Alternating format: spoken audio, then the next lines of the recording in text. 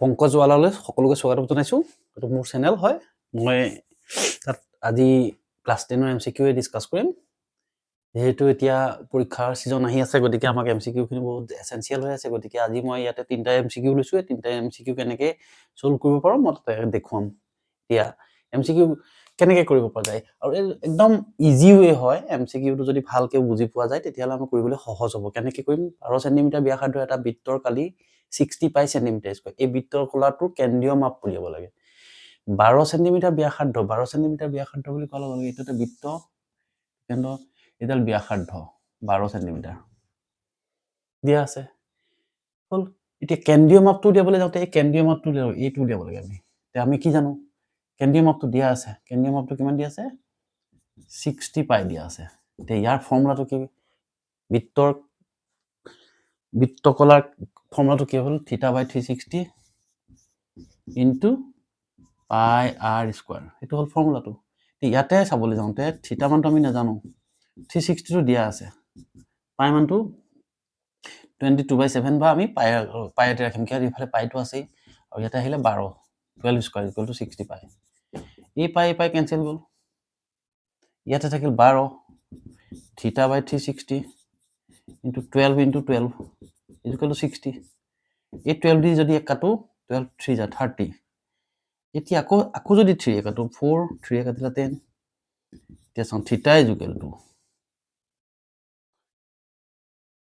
θ/10 10 টো তলত আছে 4 টো ওপৰত আছে so θ equal to 60 into 10 by 4 এটো ওপৰত আছে তললৈ গুচি গল এই যদি এক কাটে 15 মানে কিমান হ'ব 150 ইয়ামানটো কিমান 150 সো ইয়াতে যদি 12 সেন্টিমিটাৰ ব্যাসাৰ্ধ এটা বৃত্তৰ কালি 60 পাই সেন্টিমিটাৰ হয় বৃত্তকলাটোৰ কেন্দ্ৰীয় মাপ কিমান হ'ব 150 গতিকে এটা আনসাৰটো আহিব 150 এটো আমি কৰিব পাৰিম উলিওৱা মেইন বস্তুটো হৈছে বৃত্তকলা এই কলাৰ অংশটো উলিয়াব লাগিব এই কলাৰ অংশটো কালি উলিওৱা ফৰ্মুলাটো কি θ/360 * পাই r স্কয়াৰ এটো হ'ল নেক্সট যদি নেক্সটলৈ যাওঁ আমি নেক্সট প্ৰশ্নটো কি দিছে নেক্সট প্ৰশ্নটো দিয়া আছে যদি 6 7 x 8 y আৰু 14 ৰ মাধ্য ন হয় এইকিটা নাম্বাৰ দিয়া হৈছে এই নাম্বাৰ গিটাৰ মাধ্যটো দিছে 9 বুলি গতিকে নাম্বাৰ কিমানটা আছে 1 2 3 4 5 6টা আছে সো 6টা যদি চাবলৈ যাওঁ 6 + 7 + 8 + 14 + x + y equal to 1 2 3 4 5 6টা equal to কিমান দিছে 9 দিছে গতিকে ইয়াতে আমি এটা যদি চাওঁ গুটিকিটা মাধ্য বুলি কৈছে যেহেতু মাধ্য বুলি কোৱা আছে গুটিকিটা সংখ্যা প্লাস কৰি দিও 7 6 13 13 14 27 35 35 plus x plus y by 6 is equal to 19 35 plus x plus y equal to 54 6 9 গুণ 54 54 54 যদি পাও আমি এটা থাকিলে x plus y 54 minus 35 এটো এফালে গুছি গল তাহলে কিমান থাকে 19 মানে x plus y equal to কিমান 19 the second option to যদি 6 7 xy 8 or 14 ৰ মাধ্য ন হয় তেতিয়া হলে তলৰ কোনটো মান শুদ্ধ ইয়াত x plus y equal to 19 c option c next le চাও next to যদি যাও আমি দুটা সংখ্যাৰ অনুপাত 3:5 সংখ্যা দুটা দিছে দুটা সংখ্যা হলে অনুপাতটো কিমান 3:5 যদি 3:5 হয় অনুপাতটো আৰু দিছে গসাগু দিছে কিমান 8 এইটো এটা বস্তু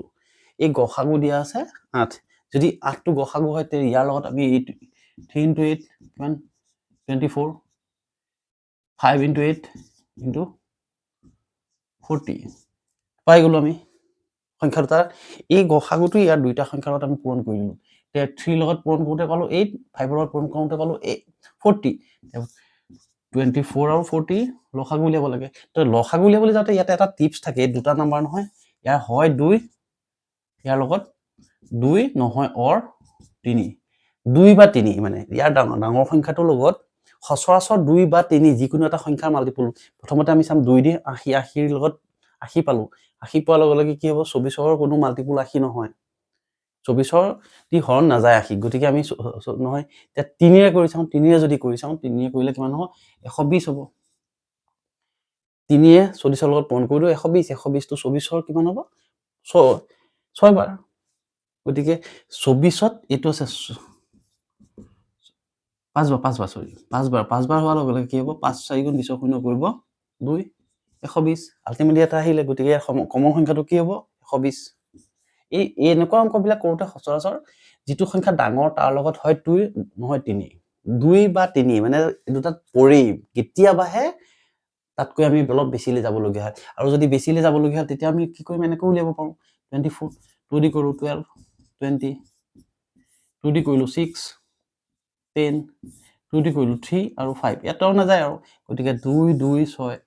2 গুণ 4 4 গুণ 8 আন 3 গুণ 24 24 5 গুণ 120 এনেকৈ আমি উলিয়াব পাৰিম গতিকে MCQ ওলোৱা মেথডটো আমাৰ একেবাৰে সহজ হয় যদি আমি বুজি পাওঁ যদি ভাল লাগে চেনেলটো ছাবস্ক্ৰাইব কৰি ল'বা থেংক ইউ